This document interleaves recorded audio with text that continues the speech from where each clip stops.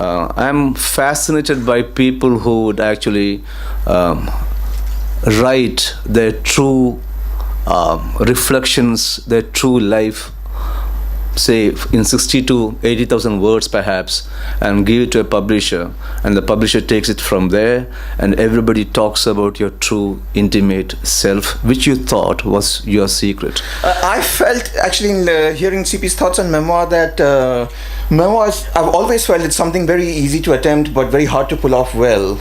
And actually the task of memoir writing, I'm very fascinated by those memoirs, which I felt completely convinced by. I mean, there was something extremely intense and striking in there that I felt other forms couldn't do. But I feel that in our age, because we also have these little flashes of memoir on a daily basis, so things we put on Facebook or tweet or whatever, and at some stage we sort of lose the sense of actually even a memoir is a coherently put together work, just like a work of fiction, where you think about, sometimes your memoir is not about your current self but a past self, so it has its own kind of authenticity. It's not about trying to show off, it's perhaps trying to think about what you have lost and can't gain again. I eventually feel that the idea of a memoir that works best for me is something that a poet, a writer I admire a great deal, Milos, he's written a book called The Native Real, which is about growing up on the borderlands of Lithuania and Poland at a time which has vanished. And he says, our relationships with our fathers, our relationship with our mother, our relationship with... There is no end to these stories. And in the end, given the huge list of material that's come out in the 20th century, sometimes there's no point to most of these stories. On authenticity and how true we are to ourselves when we write our memoir. So I have written a book called Just Married, Please Excuse, which is basically the story of the first 3 years of my marriage. So my style of writing is actually very personal. It's very intimate. It's very much about my experience with what life and the context outside of me is. And I actually have found that people, as long as they can relate to it and enjoy the story, they still think of it as relevant. And if it helps them get some sort of an insight into their own relationships, then it's still relevant writing. So I'd say it's not necessarily always about the larger picture. I mean, it's about presenting an enjoyable side to the life that you are pursuing. I'm in a fairly curious position because I write fiction and non-fiction. And I freely confess that my non-fiction gets me ahead a little more than my fiction. I mean, I'll work harder on my fiction. The thing is that in my fiction, it's really, in a way, forgive me for a very bad usage, I'm memoirizing things in a way, all right?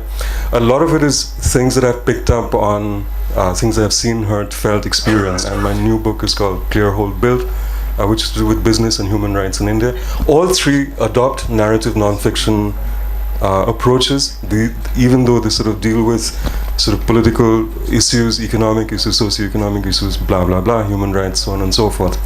But the idea has been that these are, even in this kind of writing, I try and inject, you could call it sort of semi-memoir in a way, because I'm living it. I'm the sutradhar, the self-appointed sutradhar that's trying to tell the story and bring it to you. So I don't know if that is memoir, but it's definitely memory, and not just my own, but other people's histories, feelings.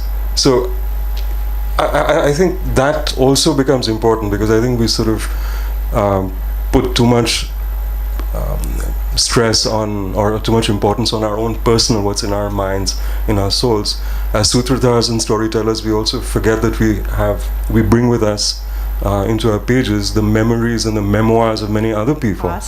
I think I have not written memoir, but and maybe the point has been made already, but fiction is autobiographical, not just in your first instance, but in every instance, at least in the sense that everything I've written about comes from my life, not because I've lived those experiences I write about, but because I'm curious about experiences I haven't had, or curious to look at the experiences I've had and to figure them out in a way that only writing can help me figure out.